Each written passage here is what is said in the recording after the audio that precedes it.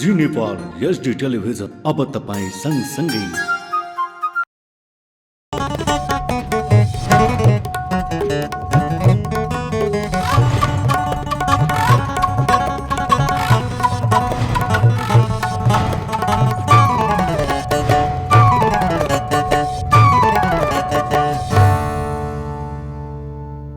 नमस्कार, जी नेपाल न्यूजमा स्वागत छ। म सोनु थापा। सुरु गरौं प्रमुख समाचारका शीर्षकहरूबाट। उत्पादनमा क्रान्तिकारी परिवर्तन नल्याएसम्म परिवर्तन सम्भव नरहेको प्रधानमन्त्री दाहालको भनाई। कृषि अभियान सफल बनाउने सबैलाई प्रधानमन्त्रीद्वारा धन्यवाद व्यक्त। दक्षिण एसियाको पानीको स्रोत नेपाल रहेको अर्थमन्त्री महतको भनाई। नेपालले वातावरण संरक्षणमा इमानदार प्रयास गरिरहेको जिकिर। स्वास्थ्य क्षेत्रको लगानी लक्षित समुदायमाझ पुर्याउनु पर्ने स्वास्थ्य मन्त्री बस्नेतको भनाई। विपन्न वर्गहरू उपचार नपाएर मृत्युवरण गर्नुपर्ने अवस्था रहेको उल्लेख। भूमध्य सागरमा रहेको आप्रवासीको फ्रान्सको गैर सरकारी संस्थाद्वारा उद्धार। 23 वटा देशका आप्रवासीलाई उद्धार गरेको एएफपीको जानकारी। र आगामी बुधबारदेखि सुरु हुने एसिया कपमा नेपालले पाकिस्तान र भारतसँग खेल्दै। नेपालले बुधबार मुल्तान रङ्गशालामा पाकिस्तानसँग खेल्ने। अब समाचार विस्तारमा। प्रधानमन्त्री पुष्पकमल दाहाल प्रचण्डले उत्पादनमा क्रान्तिकारी परिवर्तन नल्याएसम्म परिवर्तन सम्भव नरहेको बताउनु भएको छ। आज पार्टी कार्यालय पेरिस डाँडामा हरियाली प्राकृतिक कृषि अभियान केन्द्रीय कार्यशाला गोष्ठीको उद्घाटन एवं सम्बोधन गर्दै प्रधानमन्त्री प्रचण्डले सो कुरा बताउनु भएको हो। कार्यक्रममा प्रधानमन्त्री प्रचण्डले बिरुवामा जल सञ्चित गरेर उद्घाटन गर्नुभएको थियो। कार्यशाला गोष्ठीमा 34 जिल्लाको प्रतिनिधित्व रहेको आयोजकले जनाएको छ। हरियाली प्राकृतिक कृषि अभियान चलाउने अभियान सफल बनाउन लाग्ने सबैलाई धन्यवाद दिँदै प्रधानमन्त्रीले उद्घाटनमा क्रान्तिकारी परिवर्तन नल्याएसम्म परिवर्तन असम्भव रहेको बताउनु भएको छ। अर्थमन्त्री डाक्टर प्रकाश शरण महतले नेपालले दक्षिण एसियाका 1 अर्ब भन्दा बढी जनसङ्ख्याको पानीको स्रोत नेपाल रहेको बताउनु भएको छ। विश्व वातावरण कोषको 7औं एसेम्बली बैठकमा बोल्दै उहाँले 45% वन क्षेत्र संरक्षण गरेर नेपालले मानव समुदायको श्वास प्रश्वासका लागि अक्सिजन प्रवाह गरिसकेको पनि बताउनुभयो। उहाँले नेपालले जैविक विविधता तथा वातावरण संरक्षणमा इमानदार प्रयास गरिरहेको बताउँदै दुर्लभ तथा सङ्कटापन्न जङ्गली जनावरको संरक्षण गरेको पनि बताउनुभयो। त्यसको नतिजा स्वरूप नेपालमा बाघ र एक सिङे गैंडाको संख्या उल्लेखनीय रूपमा बढेको पनि मन्त्री महतले दावी गर्नुभयो। प्रयासका बावजुद नेपाल जलवायु परिवर्तनका दृष्टिकोणले नेपाल विश्वको 10औं उच्च जोखिमयुक्त मुलुकमा परेको र पछिल्ला दिनहरूमा बाढी पहिरो सुक्खा साथै हिमताल विस्फोटको जोखिम समेत बढेको उहाँले बताउनुभयो। सांसदहरूले विभिन्न जनजाति धर्म सम्प्रदाय संस्कृतिका नागरिक बीच आपसी सम्मान सद्भाव कायम राख्दै देश विकासमा एकजुट हुनुपर्नेमा जोड दिएका छन्। आइतबार बसेको राष्ट्रिय सभा बैठकमा उनीहरूले सामाजिक सद्भावलाई कायम राख्न आह्वान समेत गरेका छन्।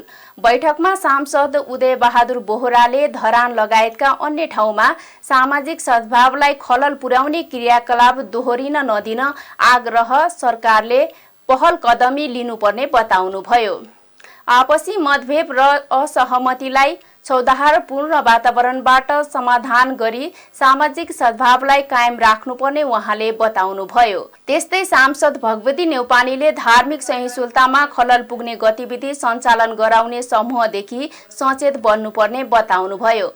उहाँले जातीय सद्भावमा खलल पुग्ने गतिविधिलाई राज्यले नियन्त्रण गर्नुपर्ने धारणा राख्नुभयो।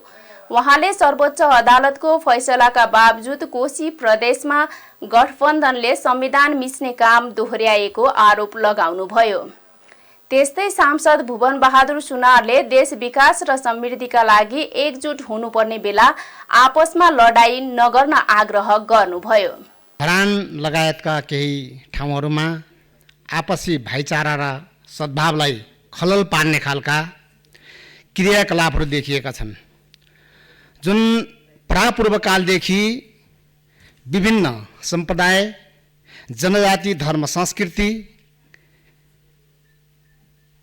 नागरिकहरूबीच आपसी सम्मान सद्भाव कायम राख्दै देश विकासमा एकजुट भई अगाडि आइरहेका छौँ। सबै नागरिकको आस्था, विचारको सम्मान, राष्ट्रियताको भलो चिताउनु नै समाजको र मुलुकको सर्वोपरि हित हो। हाम्रो संविधानले आफ्नो आस्था, विचार, धर्म, संस्कृतिको जगेर्ना गर्ने स्वतन्त्रता दिएको छ, तर त्यस्तो स्वतन्त्रताको पालना गर्दा अरूको आस्था, धर्म, संस्कृतिमाथि दखल पुर्याउन नपाइने व्यवस्था पनि संविधानले गरेको छ। त्यसो भएको हुनाले म धरानवासी सबै आम जनसमुदायलाई आपसी मतभेद, असहमतिलाई सौहार्दपूर्ण वार्ताद्वारा समाधान गरी सामाजिक सद्भावलाई कायम राख्न म आह्वान गर्दछु र सरकारले यसको थप पहल कदमी चाहिँ ल्याओस् भन्ने म सम्मानित अध्यक्ष मार्फत आह्वान गर्न चाहन्छु। जातीय सद्भावमा खलल पुग्ने गरी जे गतिविधिहरू सञ्चालन भइरहेका छन् त्यो अत्यन्तै दुःखद छ। आज कोशीमा पहिचानका नाममा जातीय सद्भावमा खलल पुग्ने खालका गतिविधिहरू भइरहेका छन्। त्यसलाई उक्साउने काम गठबन्धनबाटै भइरहेको छ। त्यसलाई नियन्त्रण गर्न भन्दा, जातीय सद्भाव कायम गर्न भन्दा त्यसलाई उक्साउने र अराजकतातिर लैजाने खालको परिस्थितिहरू आज गठबन्धनबाट, सरकारबाट नै त्यस्ता खालका गतिविधिहरू भइरहेका छन्। त्यसैले म सचेत गराउन चाहन्छु, मिलेर बसेका नेपालीहरूलाई जात जातका नाममा लडाईँ गराएर यो देशलाई रुवान्डा बनाउन हामी चाहँदैनौँ। त्यसैले त्यसतर्फ सरकारको ध्यान जाओस्। वास्तवमा कोशी प्रदेशमा अहिले चर्चामा छ। कोशी प्रदेश अनौठो लाग्छ। गठबन्धन किन बन्यो? संविधान बचाउनका निम्ति बनाएको, यो संविधान जोगाउनका निम्ति बनाएको भनेर दाबी गर्नेहरू धन्य छ गठबन्धन। सर्वोच्च अदालतले आज मुख्यमन्त्री नियुक्ति गर्ने सन्दर्भमा, विश्वासको मत लिने सन्दर्भमा संविधान मिच्ने काम भयो भनेर एकपटक फैसला गरिसकेपछि फेरि पनि त्यही काम दोहोर्याउने कुरा कसले गर्यो? त्यो निर्देशन कसले दियो? त्यसैले संविधान बचाउनका निम्ति भनेर जे भनिएको छ त्यो मिथ्या साबित भएको छ। संविधानको दिन प्रतिदिन संविधानलाई चाहिँ एउटा हत्या गर्ने काम भइरहेको छ। एकले अर्कोलाई चाहिँ तैँले उत्पीडन गरिस्, तैँले उपेक्षा गरिस्, तैँले चाहिँ हेला गरिस्, त ठुलो त सानो भन्ने अवस्था सिर्जना हुनु असाध्यै दुःखद अवस्था छ।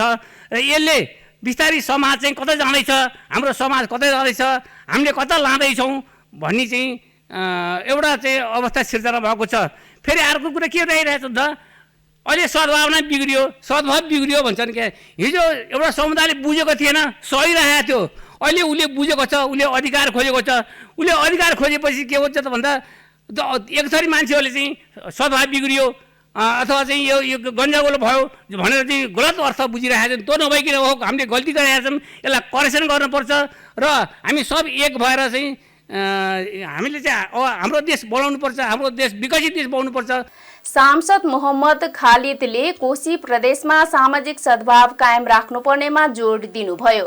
बैठकमा कानुन, न्याय तथा संसदीय मामिला मन्त्री धनराज गुरुङले बेपत्ता पारिएका व्यक्तिको छानबिन र सत्य निरूपण तथा मेलमिलाप आयोगको कार्यविधि थप सम्बन्धी मन्त्री परिषदको निर्णयबारे जानकारी गराउँदै आगामी पुस मसान्तसम्म कार्यविधि थप गर्ने गरी आदेश जारी भएको बताउनुभयो। राष्ट्रिय सभाको अर्को बैठक भदौ 18 गते सोमबार बोलाइएको छ।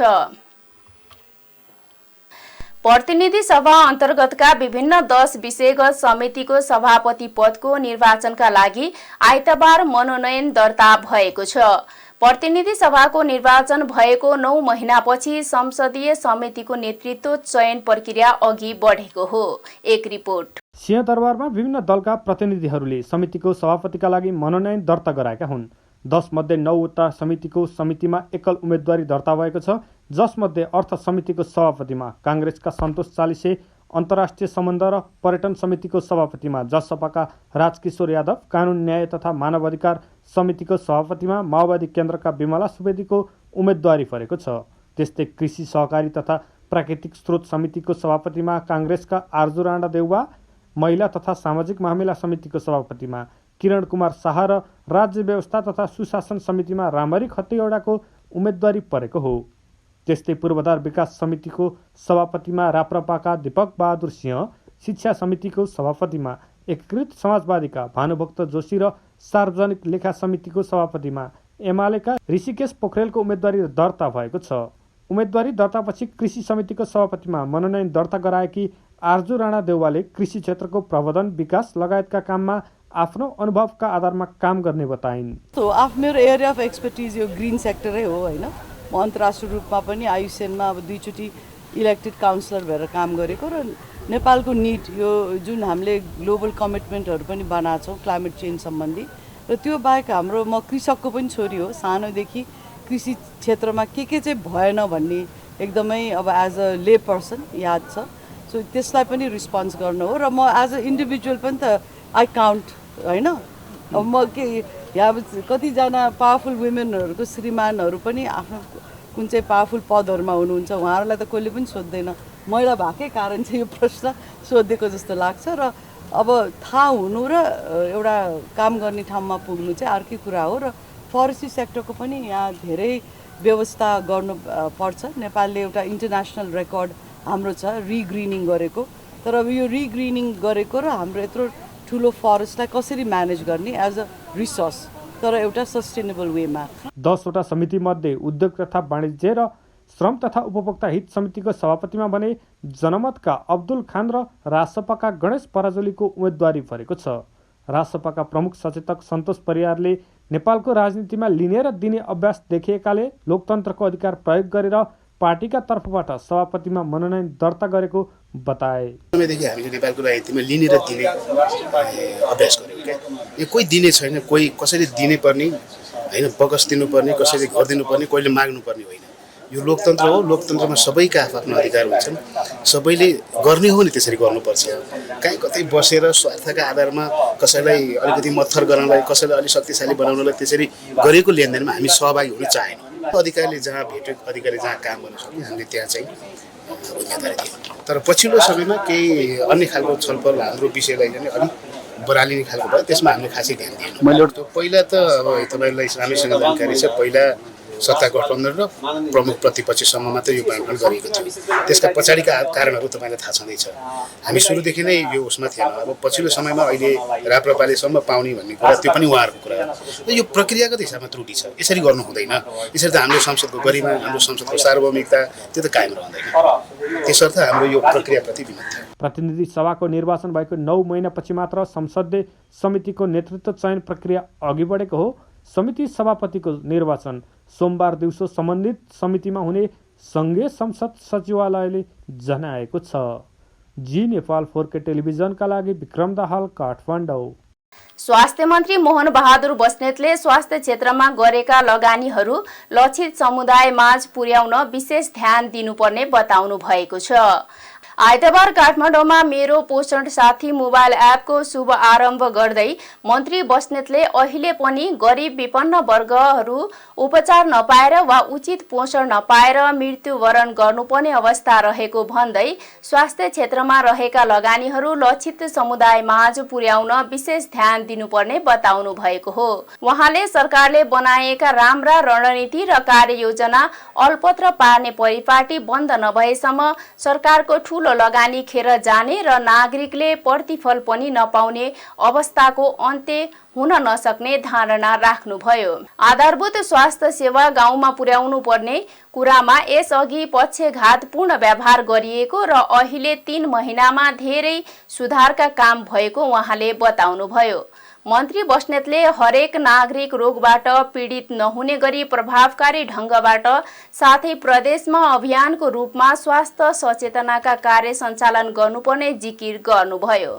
शारीरिक व्यायाम नहुँदा र आहार विहार बेलामा ठेगान नहुँदा अनि अनेकौँ खालका रोगको शिकार हुने, एउटै मान्छे 7वटा 8वटा रोग लाग्ने, एउटा रोगको औषधि गर्दा अर्को रोगको औषधि गर्न नमिल्ने, अपरेसन गर्न गयो भने होइन यो दीर्घ रोगको औषधि खाइरहेछ यो मिलेन भन्ने, अनि त्यसै मर्नुपर्ने, त्यो खालको अवस्था भए हुनाले मैले जहिले पनि क्युरेटिभ पक्षमा भन्दा प्रिभेन्टिभ पक्षमा मैले जोड दिने गर्छु। जहिले पनि यसले पनि अब प्रिभेन्टिभ पक्षलाई जोड दिन्छ र एउटा मान्छे जन्मेदेखि मैले अघि नै भने मर्ने बेलासम्म के गर्न हुने र के गर्न नहुने भन्ने कुरा चाहिँ यसले सिकाउँछ। हाम्रा धेरै दिदीबहिनी दाजुभाइहरूको आर्थिक अवस्था कमजोर भएको कारणले हामी जतिसुकै पोषणको कुरा गरे पनि त्यो आर्थिक विपन्नताको कारणले पनि त्यो पोषणयुक्त खाद्य पदार्थ समयमा खान नपाउने परिस्थिति पनि विद्यमान छ। यो तरफ पनि हामीले ध्यान दिनुपर्छ।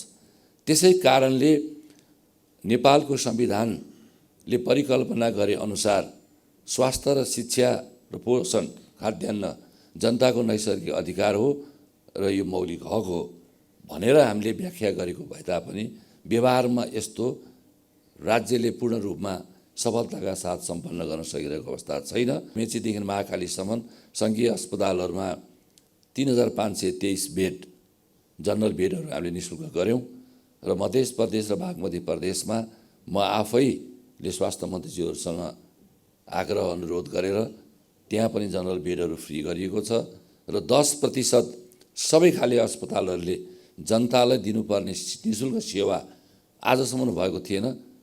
यो मेरै पालाबाट यसलाई कार्यान्वयनको चरणमा पनि हामी अगाडि बढिरहेको छौँ र अरू अनुशासित बनाउनु पर्ने धेरै कुराहरू छन्, अरू हामीले सुधार गर्नुपर्ने कुराहरू धेरै छन्। हाम्रा दात्री राष्ट्रहरू, दात्री निकायहरू वा डेभलपमेन्ट पार्टनरहरूले पनि यो क्षेत्रमा धेरै महत्त्वपूर्ण कामहरू गरिरहनु भएको छ। त्यति हुँदाहुँदै पनि सबै ठाउँमा एकनास रिजल्ट आउन सकेका छैन। यो कुरा सबैले बुझ्नुपर्छ, चाहे नेपाल सरकार स्वास्थ्य मन्त्रालय, यसका मातहतका हाम्रा साथीभाइहरू, हाम्रो सङ्गठन संरचना वा दात्री निकायहरूले पनि अझ विशेष ध्यान दिनु के गर्नुपर्ने छ भने हामीले गरेका लगानीहरू यो सबै टार्गेट पिपुलमा पुगेको छैन। हामीले गरेका लगानीहरूबाट जसले फाइदा पाउनुपर्ने त्यो फाइदा पाएको छैन। त्यसको कति प्रतिशत हिस्सा जनतामा पुगेको छ, कति प्रतिशत हिस्सा चाहिँ बिचमा अल्मलिया छ, चाहे मेन पावरको नाउँमा होस् चाहे अरू कार्यक्रमको नाउँमा होस्, यो सबै व्यवस्थित भएको छैन। मैले बुझ्दा धेरै ठाउँमा राम्रा काम पनि भएका छन्, कतिपय ठाउँमा कमी कमजोरी नै भएका छन्। कमी कमजोरीहरूलाई सुधारौँ र राम्रा काम गर्नेहरूलाई हामीले उत्साहित गरौँ, प्रोत्साहित गरौँ। उहाँले स्वास्थ्य, शिक्षा र खाद्यान्न जनताको नैसर्गिक अधिकार रहेकाले यसबाट वञ्चित गर्न नहुनेमा जोड दिनुभयो। नेपाली कांग्रेसका नेता प्रकाशमान सिंहले 3 तहको सरकारलाई सहज रूपमा सञ्चालन गर्नका लागि आवश्यक कानुन बनाउनु पर्ने बताउनु भएको छ। नेपालको प्रजातान्त्रिक आन्दोलनका प्रथम महिला नेत्री मङ्गलादेवी सिंहको 27औं स्मृति दिवसको अवसरमा आइतबार काठमाडौँमा आयोजित माल्यार्पण कार्यक्रममा नेता सिंहले सङ्घले आवश्यक कानुनहरू निर्माण गरे स्थानीय तहले पूर्ण रूपमा आफ्ना काम कारबाहीहरू अघि बढाउन सक्ने उल्लेख गर्नुभयो। उहाँले पछिल्लो समय युवाहरू देश छोडेर पलायन भइरहेको बारे चिन्ता व्यक्त गर्दै सरकारले युवाहरूलाई स्वदेशमै काम गरेर खाने वातावरण मिलाउनु पर्ने बताउनुभयो। उहाँले सरकार र सबै राजनीतिक दलहरूले यस बारेमा गम्भीर भएर सोच्नुपर्ने बताउनुभयो। हामीले संविधान बनाउँदाखेरि नि हामीले भनेका छौँ यो चाहिँ के हो भन्दाखेरि यो त बहुधार्मिक, बहुसांस्कृतिक, बहुजातीय, बहुभाषिक देश हो भनेर त सबैले चाहिँ मानेकै छ। अब त्यो मानिसकेपछि सबैले चाहिँ के हो भन्दाखेरि आफ्नो स्थानमा बसेर सबैले चाहिँ भनौँ न विधिको शासन अनुसार कानुनले दिएको यो चाहिँ परिधिभित्र बसेर सबैले त काम त गर्नु पर्यो नि। त्यसमा बिथोलियो भने अनि गभर्मेन्टले त्यसमा चाहिँ के हो भन्दाखेरि सम्झाउने प्रक्रियामा लग्ने काम चाहिँ गर्नुपर्छ।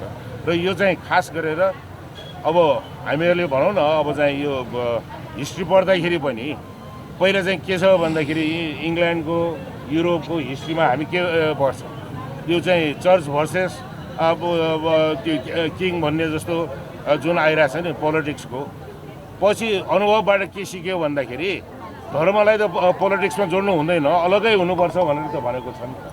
भनेपछि काङ्ग्रेस त के छ भन्दाखेरि धार्मिक स्वतन्त्रतामा चाहिँ विश्वास गर्ने, आफ्नो आस्थाअनुसार। देशको चाहिँ के हो भन्दाखेरि धर्म हुँदैन, तर व्यक्तिको चाहिँ हुन्छ नि त आस्थाअनुसार।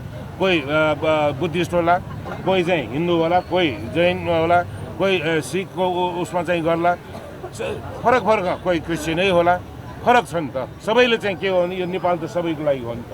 सबै यो चाहिँ सहअस्तित्वमा सबैको सद्भाव, एकले अर्कोलाई चाहिँ सद्भाव गरेर आफूले गर्दाखेरि अर्को धर्मलाई चाहिँ आँच नआउने गरिकन हामीले चाहिँ काम चाहिँ गर्नुपर्छ। र समाजको यो चाहिँ जुन सोसियल हार्मोनी भन्छ नि, यो सामाजिक सद्भावलाई चाहिँ खलबल नगरिकन हामीले चाहिँ गऱ्यो भने चाहिँ राम्रो हुन्छ। त्यतातिरै काङ्ग्रेसको चाहिँ यो चाहिँ स्पष्ट नीति त्यही हो। त्यस्तै उहाँले नेपाल सबैका लागि भएकाले धर्मलाई राजनीतिसँग नजोडिकन सह अस्तित्वमा सद्भाव कायम गरेर अघि बढ्नुपर्ने बताउनुभयो। नेकपा एकीकृत समाजवादीले पार्टी भातृ संगठन युवा संघ नेपाल भित्रको संवाद समाधान गर्न निर्देशन दिएको छ। पार्टी कार्यालय आलोक नगरमा आइतबार बसेको समाजवादीको सचिवालयले बैठकले समानान्तर भेला नगर्न र संगठन भित्रको विवाद समाधान गर्न निर्देशन दिएको हो।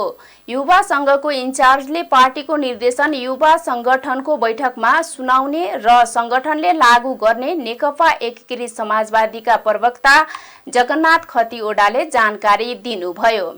उहाँले युवा संघको समस्या समाधानका लागि सचिवालयले अन्य आवश्यक निर्णय गरेको जिकिर गर्नुभयो। आज हाम्रो पार्टीको केन्द्रीय सचिवालयको 64औं बैठक बस्यो। बैठक धेरै विषयमा छलफल गर्ने थिएन। युवा संघभित्र हाम्रो जनसङ्गठन युवा संघ नेपालभित्र केही समस्याहरू थिए, ती समस्यालाई समाधान गर्ने गरी सचिवालयले केही निष्कर्ष निकालेर यसको इन्चार्जलाई निर्देशित गरेको छ। इन्चार्जले गएर आफ्नो युवा संघ नेपालको बैठकमा पार्टीका निर्णयहरू सुनाउनु हुनेछ र व्यावहारिक रूपमा युवा संघले यसलाई लागू गर्नेछ। शनिबार काठमाडौँमा दुई फरक स्थानमा युवा संघका दुई गुटले भेला आयोजना गरेको थियो। संगठनका अध्यक्ष नरेश शाही र उपाध्यक्ष नितेश पौडेलले फरक भेला आयोजना गरेपछि पार्टीले हस्तक्षेप गर्दै समाधानको पहल गरेको हो। इन्जिनियरिङ शिक्षाको शुल्क वृद्धिको विरोधमा नेपाल विद्यार्थी संघले प्रधानमन्त्रीको सरकारी निवास बालुवाटारमा प्रदर्शन गरेको छ। अस्वाभाविक रूपमा इन्जिनियरिङ शिक्षाको शुल्क वृद्धि गरिएको भन्दै उनीहरूले बालुवाटारमा प्रदर्शन गरेका हुन्। विद्यार्थीहरूले इन्जिनियरिङ अध्ययनहरू संस्थानको 144% सम्म अवैज्ञानिक र असान्दर्भिक रूपमा शुल्क वृद्धि गरेको भन्दै तुरुन्त फिर्ता दिन माग गरेका छन् भने इन्जिनियरिङ अध्ययन संस्थानहरूलाई सेन्टर अफ एक्सिलेन्सको रूपमा स्थापित गरी अनुदान बढाउनु पर्ने माग गरेका छन्। सबै विश्वविद्यालयको इन्जिनियरिङ शिक्षामा एकै मापदण्ड तय गरी एकरूपता ल्याउनु पर्ने उनीहरूको भनाइ छ। प्रदर्शनमा नेवी संघका सभापति जुदाहाङ शेर्पाले विश्वविद्यालय पदाधिकारी र शिक्षा मन्त्रीसँग आग्रह गर्दा पनि बढेको शुल्क फिर्ता नभएको भन्दै आफ्ना गुनासो प्रधानमन्त्रीलाई सुनाउन बालुवाटारमा धरना दिनु परेको बताउनुभयो। शिक्षा र स्वास्थ्य राज्यको दायित्व भएकाले विद्यार्थी र अभिभावकलाई मारमा पार्ने गरी शुल्क वृद्धि गर्न नहुने उहाँको भनाइ छ। त्यस्तै नेवी संघकी केन्द्रीय सदस्य मीरा कटुवालले शिक्षाको शुल्क मात्रै बढाउने तर गुणस्तर नबढाउने कुरा स्वीकार्य नहुने बताउनुभयो। हामीले बारम्बार त्रिभुवन विश्वविद्यालयका पदाधिकारीको ढोका ढकढकायौं। हामीले बारम्बार यो देशको शिक्षा मन्त्रीको हामीले बाटो आफ्नो ढकढकायौं। तर अब हाम्रो बाटो ढकढकाउने भनेको प्रधानमन्त्री बाहेक हाम्रो कोही छैन। त्यही पाठ्यबाट आज हामी आएको आदरणीय विद्यार्थी साथीहरू,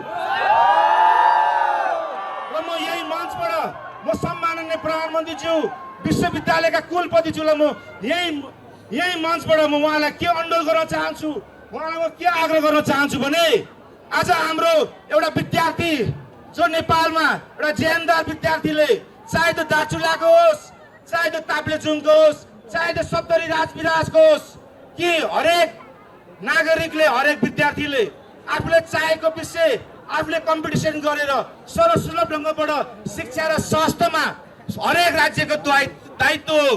त्यही मुद्दा बोकेर आज उहाँ सत्याग्रह गरिरहनु भएको छ। यो विषयमा के सरकारको आँखा खोलेको छ कि छैन? प्रधानमन्त्रीज्यू यसप्रति उहाँ प्रधानमन्त्रीज्यू गम्भीर हुनुहुन्छ कि हुनुहुन्न?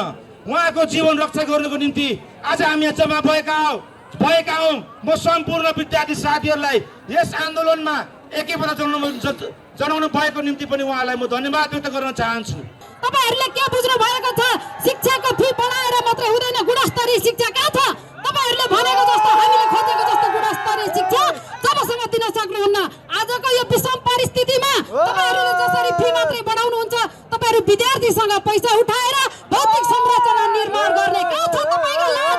लाज पनि लजाउँछ। सुन्नुस्, थोरै अलिकति नैतिकता र इमानदारीता छ भने विद्यार्थीलाई गुणस्तरीय शिक्षा दिनको लागि पहल गर्नुस्, भौतिक संरचनामा जोड नदिनुस्, विद्यार्थीको क्षमतामा विकास गर्नको लागि अगाडि बढिदिनुस्। हाम्रो आमा बाउले राखेर खेतबारीको लाल पूर्जा राखेर हामीलाई दिएको संस्कार दिन खोजेको शिक्षा आजको 10 वर्ष पछाडि तपाईको कार्यालयमा तपाईको क्याम्पसमा आजको 10 वर्ष पछाडि हाम्रा जस्ता 17 देखि 18 20 वर्षका भाइहरू क्याम्पस पढ्न आउँदैनन्। सबै खाडी मलेसिया दुबई कतार र अस्ट्रेलिया जाने तयारी भइसकेका छन्। यी जवान युवाहरूलाई कसरी क्याम्पसमा रोक्ने भनेर तपाईको आजसम्म योजना के छ? हामीले त कहीँ पनि देखेका छैनौँ। भौतिक संरचनाको जिम्मा दिनको होइन, नेपाल सरकारको म यहाँबाट चुनौती गर्न चाहन्छु। त्यस्तै नेभी संघले इन्टर्नशिप, रोजगार सुनिश्चितता र रिसर्चको व्यवस्था गरिनुपर्ने, विद्यार्थीको विदेश पलायनलाई राष्ट्रिय सङ्कट घोषणा गर्नुपर्ने माग राखेका छन्। सीमावर्ती भारतीय बजारबाट किनमेल गरेर नेपाल भित्र्याइने सामानमा नेपाल सरकारले भन्सार लगाउने भएको छ। परिष्कृत नयाँ भन्सारको यात्रु सम्बन्ध सुविधाको नियमसँगै अब भारतीय बजारमा नेपालले किनमेल गर्दा 100 रुपैयाँ भन्दा बढी मूल्यको वस्तुमा भन्सार लाग्ने जनाएको छ। भारतीय बजारमा किनमेलका लागि जान कडाई गरिएको छ। भारतीय बजारबाट बिना भन्सार सामान भित्र्याउँदा स्वदेशी बजार र राजस्व समेत सुक्दै गएपछि सीमा नाकामा कडाई गर्न थालिएको हो। बर्दियाबाट एक रिपोर्ट। सीमावर्ती बजारमा हुने अवैध कारोबारलाई निरुत्साहित गर्न 100 रुपियाँ भन्दा बढी मूल्यका सामानमा अनिवार्य भन्सार तिराउन थालिएको हो। घरायसी प्रयोजनका लागि सामान किन्न भन्दै दैनिक हजारौं नेपाली सीमावर्ती भारतीय बजार लगायतका अन्य सीमा बजार पुग्ने गर्दछन्। भारतीय बजारबाट खुलेआम सामान भित्रिँदा सरकारलाई राजस्व र नेपाली व्यवसायको कारोबारमा समेत प्रभाव परेपछि सीमा नाकाहरूमा कडाई सुरु गरिएको हो। गृह मन्त्रालयको निर्देशनमा प्रमुख जिल्ला अधिकारी मार्फत भएको सूचनामा भारतीय बजारबाट 100 रुपियाँ भन्दा बढीको सामान किन्दा भन्सार शुल्क तिर्नुपर्ने बाध्यात्मक व्यवस्था लागू भएको र सो नगरेमा कानुन बमोजिम भइजाने गरेको छ। यस निर्देशनले चोरी पैठारी तथा अवैध कारोबारमा कमी आई स्थानीय बजार प्रबन्धन हुने व्यवसायीहरूको भनाइरहेको छ। सीमावर्ती भारतीय बजारबाट किनमेल गरेर नेपाल भित्राइने सामान नेपाली 100 रुपियाँ भन्दा बढी मूल्यका कुनै पनि सामान आयात गर्दा अनिवार्य भन्सार महसुल तिर्नुपर्ने कानुनी प्रावधान रहेको छ। तर व्यावहारिक पक्ष भन्दै यसअघि यो नियम कडाइका साथ कार्यान्वयन गर्ने गरिएको थिएन। भन्सार नतिरी सामान भित्रिन नदिन बर्दिया जिल्लाको सिमानामा नेपाल प्रहरी, सशस्त्र प्रहरी र भन्सारमा कार्यरत कर्मचारी कडाइका साथ खटाइएको छ। उनीहरूले पारीबाट किनमेल गरी फर्केकाहरूलाई भन्सार प्रज्ञापन पत्र कटाएर भन्सार तिराउने गरेका छन्। भन्सार प्रज्ञापन पत्र कटाएर भन्सार तिराउने गुलरिया छोटी भन्सार कार्यालयका प्रमुख मनोज बस्नेतले बताए। उनले भन्सार नतिरी कुनै पनि सामान नछाडिएको बताए। नाकामा ससाना सामान ल्याउनलाई कडाई गरिएको हो। खुल्ला क्षेत्रबाट चोरी हुने तस्करीलाई पनि कडाई गरिएको छ। यसले देशको राजस्व सङ्कलन वृद्धि हुनुका साथै नेपाली बजार पनि राम्रो हुने आशा रहेको छ। नेपालगञ्ज उद्योग वाणिज्य सङ्घका निर्वाचन आयुक्त टीका जङ्ग सिंहको गैर जिम्मेवारीपनको विरोध गरिएको छ। नेपालगञ्ज उद्योग वाणिज्य सङ्घको मूल गेटमा कालो ब्यानर टाँसेर साझा प्रजातान्त्रिक उद्योगी व्यवसायी समूहका तर्फबाट आइतबार बिहान विरोध गरिएको हो। विरोधका क्रममा प्रजातान्त्रिक उद्योगी व्यवसायी सङ्घ बाँकेका उपाध्यक्ष ध्रुव दाहाल, नेपालगञ्ज उद्योग वाणिज्य सङ्घका नवनिर्वाचित उपमहासचिव टेक बहादुर खड्का, कोषाध्यक्ष मक्खन बहादुर धामी, सदस्य शिव दाहाल लगायत उद्योगी व्यवसायीको सहभागिता रहेको छ। साझा प्रजातान्त्रिक उद्योगी व्यवसायी समूहले शनिबार मात्र नेपालगञ्जमा पत्रकार सम्मेलन गरेर चरणबद्ध आन्दोलन घोषणा गरेको थियो। संघको महासचिव पदको मतगणना पूर्ण हुनुपर्ने माग राख्दै आएको उक्त समूहले माग पूरा नहुँदासम्म विरोध जारी राखेको जनाएको छ। लुम्बिनी प्राविधिक विश्वविद्यालय स्थापना भएको 1 वर्ष पूरा भए पनि भौतिक पूर्वाधार निर्माणका विषय अझै टुङ्गो लागेको छैन। लुम्बिनी प्रदेश सरकारको गौरवको आयोजना अन्तर्गत रहेको उक्त विश्वविद्यालयका लागि जमिन समेत टुङ्गो लाग्न नसकेको जनाएको छ। विश्वविद्यालयका लागि बाँकेको खजुरा गाउँपालिकामा झण्डै 100 बिघा जमिन प्रस्ताव गरी प्रक्रिया अगाडि बढाइएको छ, तर अहिलेसम्म टुङ्गो लागेको छैन। विश्वविद्यालयले हाल नेपालगञ्ज स्थित डिभिजन वन कार्यालय बाँकेको परिसरमा प्रदेश सरकारले सामाजिक विकास मन्त्रालय अन्तर्गतको एक सरकारी कार्यालयको नवनिर्मित 3 तले भवनबाट आफ्नो कामकाज गरिरहेको छ। भौतिक पूर्वाधार नहुँदा विश्वविद्यालयले ढुक्कसँग आफ्ना कार्यक्रम गर्न सकेको छैन। तर पनि भदौ महिनादेखि पठन पाठन सञ्चालन गर्ने विश्वविद्यालयको तयारी छ। विश्वविद्यालयका उपकुलपति प्रा डाक्टर विनोद प्रसाद ढकालले जग्गा प्राप्तिको फाइल भूमि सुधार मन्त्रालयमा पुगेको र टुङ्गो लाग्न बाँकी रहेको बताउनुभयो। कोहलपुर नगरपालिका 11 स्थित नगर विकासको जग्गा राष्ट्र सेवक कर्मचारीबाट समेत अतिक्रमण गरी संरचना निर्माण गर्ने काम भएको पाइएको भन्दै तत्काल संरचना खाली गर्न जिल्ला प्रशासन कार्यालय बाँकेले आग्रह गरेको छ। क्रिकेट मैदान आसपासको नगर विकासको अतिक्रमित जग्गामा बहालवाला राष्ट्र सेवक कर्मचारी र तिनका परिवार समेत बसेको सुन्न आएको त्यस्ता कर्मचारीलाई तुरुन्त खाली गर्न बाँके प्रशासनले आग्रह गरेको हो। जिल्ला प्रशासन कार्यालय बाँकेका प्रशासकीय अधिकृत विष्णु साहनीद्वारा हस्ताक्षरित सूचनामा अतिक्रमित जग्गामा बनाइएका संरचना खाली नगरे प्रचलित कानून अनुसार कारबाहीको चेतावनी दिएको छ। नगर विकासले 7 दिनको समय दिएर अतिक्रमित संरचना खाली गर्न सूचना जारी गरिसकेको छ। अहिले क्रिकेट मैदान आसपासको नगर विकासको जग्गा अतिक्रमण गरेर 618 घरधुरी बस्दै आएको तथ्याङ्क छ। डुडुवा खोलाको तीव्र कटानका कारण आसपासका गाउँहरू उच्च जोखिममा परेको छ। बाँकेको कोहलपुर नगरपालिका, नेपालगञ्ज उपमहानगरपालिका र डुडुवा गाउँपालिकाका विभिन्न गाउँ वा खेतीयोग्य जमिनको कटानका कारण गाउँ जोखिममा परेको हो। डुडुवा गाउँपालिका 4 को मिलन चोकवासीहरू डुडुवामा बाढीको चिन्तामा पर्ने गरेका छन्। डुडुवा गाउँपालिका 4 का ओडा अध्यक्ष समीर खाले कटानका कारण ओडाभित्रका बस्तीहरू उच्च जोखिममा परेको बताउँदै नियन्त्रणका लागि प्रदेश र सङ्घ सरकारसँग माग गरिएको बताउनुभयो। लुम्बिनी प्रदेशका मुख्यमन्त्री डिल्ली बहादुर चौधरीले कटान नियन्त्रणलाई प्राथमिकता दिइने आश्वासन दिनुभएको छ। बाढी र डुबानबाट जनतालाई जोगाउन आवश्यक पहल गरिने मुख्यमन्त्री चौधरीले बताउनुभयो। बाँकेमा डुडुवा बाहेक राप्ती नदी, मानखोला, मोरङ्गा खोला र अन्य साना खोलाको कटानले 100 बिघा खेतीयोग्य जमिन कटान गरिरहेको छ भने दर्जनौं गाउँहरू उच्च जोखिममा छन्। स्वास्थ्य सेवा प्रभावकारी बनाउन डुडुवा गाउँपालिकाले दोस्रो चरणको घर घरमा स्वास्थ्य सेवा अभियान सुरु गरेको छ। गाउँपालिकाका सम्पूर्ण नागरिकको घरमै पुगेर स्वास्थ्य सेवा प्रदान गर्ने रणनीति अनुरूप 2074 सालमा सञ्चालित अभियान कोभिड-19 का कारणले केही वर्ष प्रभावित भएपछि अहिले पुनः दोस्रो चरणको अभियानको सुरुवात गरिएको हो। गाउँपालिका अध्यक्ष नरेन्द्र कुमार चौधरीले सुरुको वर्षदेखि स्वास्थ्य सेवालाई पहिलो प्राथमिकतामा राखेर सुरु गरेको अभियानलाई अब अझै प्रभावकारी बनाउन दोस्रो चरणको अभियान सुरु गरेको बताउनुभयो। सो अभियानको आज एक कार्यक्रमका बीच शुभारम्भ गर्दै अध्यक्ष चौधरीले पालिकाका कुनै पनि नागरिकले स्वास्थ्य सेवाबाट वञ्चित हुन नपरोस् भन्नका लागि जनताका घर दैलोमै स्वास्थ्य कर्मी पुगेर उपचार सेवा उपलब्ध गराइएको बताउनुभयो।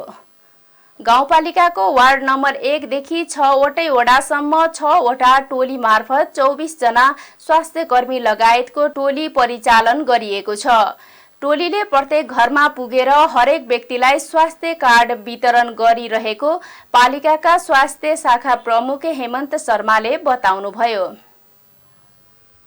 भदौ 2 गते सम्पन्न नेपालगञ्ज उद्योग वाणिज्य संघको विवादित बनेको महासचिव पदको मतगणनाका विषयमा शनिबार नेपालगञ्जमा साझा प्रजातान्त्रिक उद्योगी व्यवसायी समूहले पत्रकार सम्मेलन गरेर पुनः मतगणनाको माग गरेको छ। पत्रकार सम्मेलनमा बोल्दै साझा प्रजातान्त्रिक उद्योगी व्यवसायिक समूहका अध्यक्ष सञ्जय थापाले महासचिव पदको पुनः मतगणना नभए चरणबद्ध रूपमा आन्दोलन गर्ने बताउनु भएको छ। साझा प्रजातान्त्रिक समूहले आफ्ना मागहरूको सम्बोधनका लागि विज्ञप्ति जारी गर्दै चरणबद्ध आन्दोलनको घोषणा गरेको हो। उनीहरूले सार्वजनिक गरेको विज्ञप्तिमा मतगणनाको क्रममा केही मतहरू मतपेटिकामा रहेका र गणना गर्ने क्रममा उक्त मतपत्रहरू गणना हुनु हुँदैन भनी प्रतिद्वन्दी पक्षले विरोध गरेका कारण तत्काल मतगणना हुन नसकेको उल्लेख गरेको छ। साझा प्रजातान्त्रिक समूहले निर्वाचन आयोगद्वारा एकपक्षीय गतिविधि गर्दै आइरहेको भन्दै कुनै पनि हालतमा पुनः मतगणना नगरिए सम्पूर्ण मतगणना नै कैफियत र बेमानी हुन सक्ने आशंका रहेको व्यक्त गरेको छ। अब अर्थ समाचार। हप्ताको पहिलो दिन शेयर बजार दोहोरो अङ्कले घटेर राताम्बे भएको छ। शेयर बजार परिसूचक नेप्से आज आइतबार 20.54 अङ्कले घटेर 1993.38 बिन्दुमा झरेको छ। आज म्युचुअल फन्ड बाहेक सबै समूहको शेयर ओह्रालो लागेको छ। सबैभन्दा धेरै मकर जितुमाया सूरी हाइड्रो पावर कम्पनीको शेयर 9.5% तथा लिबर्टी इनर्जी कम्पनीको शेयर झण्डै 6.5%ले घटेको छ। समग्रमा बजार राताम्बे भएको दिन कुथेली बुखारी हाइड्रो पावर कम्पनीको शेयर 10%ले बढेको छ। आज 38,95,000 किता शेयर 1,26,27,00,000 रुपैयाँमा कारोबार भएका छन्। सबैभन्दा धेरै एसियन लाइफ इन्सुरेन्स कम्पनीको 7,46,00,000 रुपैयाँको शेयर किनबेच भएको छ। अब अन्तर्राष्ट्रिय समाचार। फ्रान्सको एक गैर सरकारी संस्थाले भूमध्य सागरमा सङ्कटपूर्ण अवस्थामा रहेका 438 जना आप्रवासीको उद्धार गरेको छ। उद्धार संस्थाले जहाज ओसन वाइकिङ मार्फत बितेका 2 दिनमा 23 वटा देशका आप्रवासीलाई उद्धार गरेको एएफपीले जनाएको छ। उनीहरूलाई लिबिया र ट्युनिसियाको अन्तर्राष्ट्रिय जल क्षेत्रबाट उद्धार गरेको उद्धार गर्ने संस्था एसओएस मेडिटेरेनीले जनाएको छ। उद्धार गरिएको जल क्षेत्र आप्रवासीहरूका लागि विश्वको सबैभन्दा खतरनाक सामुद्रिक मार्ग हो। यो मार्ग हुँदै आप्रवासीहरू युरोपका देश जाने गरेका छन्। संयुक्त राष्ट्र सङ्घीय आप्रवासन निकाय इन्टरनेसनल अर्गनाइजेसन फर माइग्रेसनका अनुसार यस वर्ष भूमध्य सागर पार गर्ने प्रयासमा कम्तीमा 2013 जनाको ज्यान गएको छ। त्यस मागमा अघिल्लो वर्ष 1417 जना आप्रवासीले ज्यान गुमाएका थिए। अब खेल समाचार।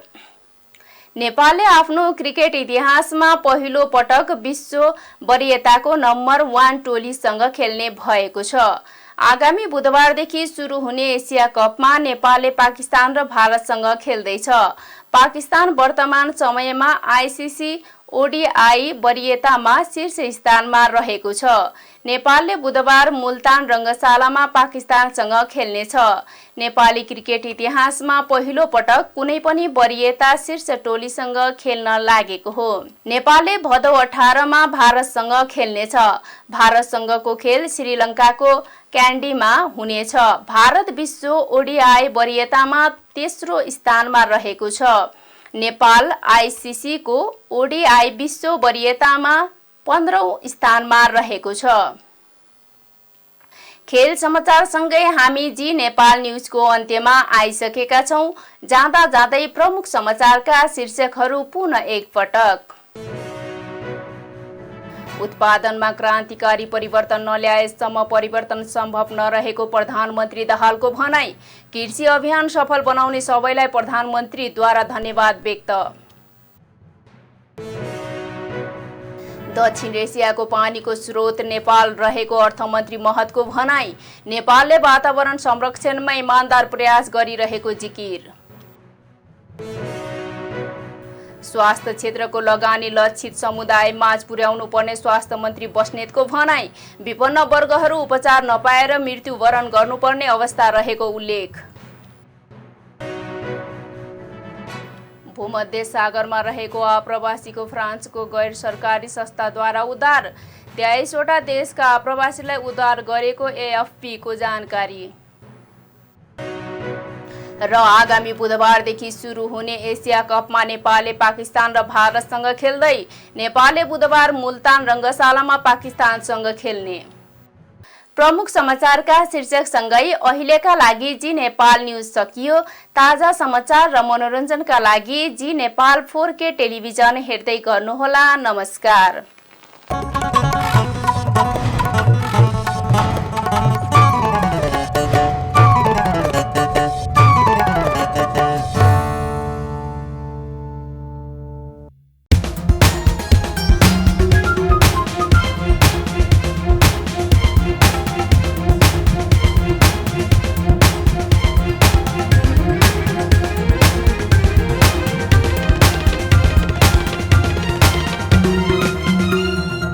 जी नेपाल HD टेलिभिजन अब तपाईं सँगसँगै